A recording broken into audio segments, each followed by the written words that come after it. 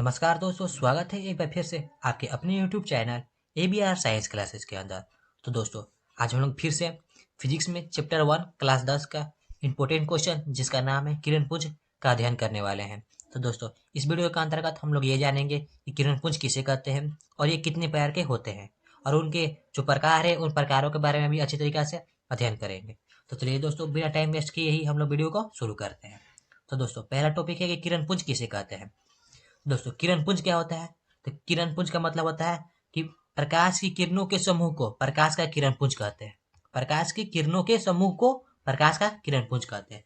यानी कि दोस्तों, किरण पुंज आपको क्या होता है कि प्रकाश का जो झुंड होता है, प्रकाश का जो किरणों के जो समूह होती है, इन किरणों के समूह के इन किरणों के झुंड को हम लोग क्या कहते हैं? किरण पुंज कहते हैं। किरण पुंज क्या है दोस्तों? कि किरणों के समूह को हम लोग क्या कहते हैं दोस्तों? किरण पुंज कहते हैं। अब दोस्तों, कहता है किरण पुंज 3 प्रकार का होता है। किरण पुंज कितने प्रकार का होता है? 3 प्रकार का। कौन कौन सा? अपसारी किरण पुंज, समानांतर किरण पुंज और अभिसारी किरण पुंज। किरण पुंज कितने प्रकार का होता है? अपसारी, समानांतर और अभिसारी किरण पुंज। दोस्तों, ये वाला थोड़ा अच्छी तरीके से समझिएगा, क्योंकि दोस्तों अपसारी, समानांतर और अभिसारी किरण पुंज से ऑब्जेक्टिव में क्वेश्चन बनते हैं और दो नंबर में भी क्वेश्चन बनते हैं। तो सबसे पहले दोस्तों हम लोग जान लेते हैं कि अपसारी किरण पुंज क्या होता है। पहला नंबर दोस्तों है अपसारी किरण पुंज। अपसारी किरण पुंज में क्या होता है दोस्तों? किरण पुंज में प्रकाश की किरण एक बिंदु स्रोत से निकलकर फैलती चली जाती है। यानी कि दोस्तों, अपसारी किरण पुंज में क्या होता है कि जो किरणें होती है, किरणों का जो समूह होता है दोस्तों, वो क्या होता है कि एक बिंदु से निकलता है और ये किरणें फैलती चली जाती है। तो अपसारी किरण पुंज में क्या होता है कि किसी बिंदु स्रोत से निकल करके किरणें फैलती चली जाती है। तो इस प्रकार के किरण पुंज को हम लोग क्या कहते हैं दोस्तों? अपसारी किरण पुंज कहते हैं। यानी कि उस प्रकार के किरणों के झुंड को हम लोग क्या बोलेंगे? किरणों के समूह को क्या बोलेंगे? अपसारी किरण पुंज कहेंगे। ठीक है दोस्तों, ये समझ में आ गया होगा। अगला है दोस्तों समानांतर किरण पुंज। तो समानांतर किरण पुंज के बारे में बात कर लेते हैं। अगला है समानांतर किरण पुंज। तो समानांतर किरण पुंज में क्या कहता है कि ऐसे किरण पुंज में प्रकाश की किरणें एक दूसरे के समानांतर होती है। इसका कहने का मतलब क्या है दोस्तों? कि समानांतर किरण पुंज में क्या होता है कि जो किरणें होती है, यानी कि जो प्रकाश की किरण होती है, ये एक दूसरे से क्या होती है दोस्तों? बराबर दूरी पर स्थित होती है। ठीक। तो समानांतर किरण पुंज में कहता है कि ऐसे किरणों में प्रकाश की किरण क्या होती है? एक दूसरे के समानांतर होती है। जैसे कि अभी आप लोग ये फिगर में देख रहे हैं। इस फिगर में आप देखिएगा कि ये जो किरण है, ये जो 3 किरण है, ये क्या है? तीनों के तीनों प्रकाश किरण एक दूसरे से क्या है दोस्तों? बराबर दूरी पर है, अर्थात समानांतर है। तो समानांतर किरण पुंज में जो किरणें होती है वो एक दूसरे से क्या होती है? समानांतर होती है।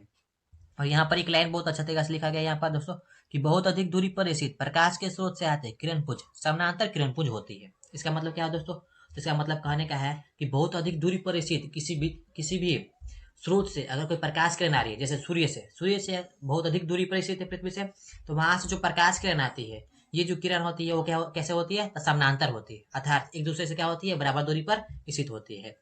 तो बहुत अधिक दूरी से आने वाले प्रकाश के स्रोत के कैसा होता है दोस्तों? समानांतर किरण पुंज होता है। तो यहाँ पर क्वेश्चन बनता है कि सूर्य से आने वाली प्रकाश किरणें किस प्रकार की किरण पुंज होती है?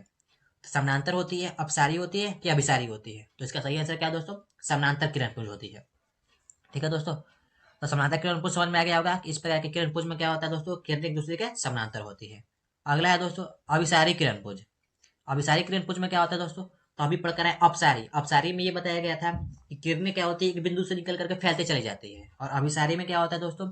कि इस प्रकार की किरण पुंज में प्रकाश की किरण एक बिंदु पर आती हुई मिलती हुई प्रतीत होती है। यानी कि दोस्तों, इस प्रकार के किरण पुंज में क्या होता है कि जो वो प्रकाश की किरणें होती है, बहुत सारी किरणें होती है, ये किरणें क्या करती है? एक बिंदु पर आकर मिलती हुई प्रतीत होती है, यानी कि एक बिंदु पर आकर मिलने वाली होती है। ठीक।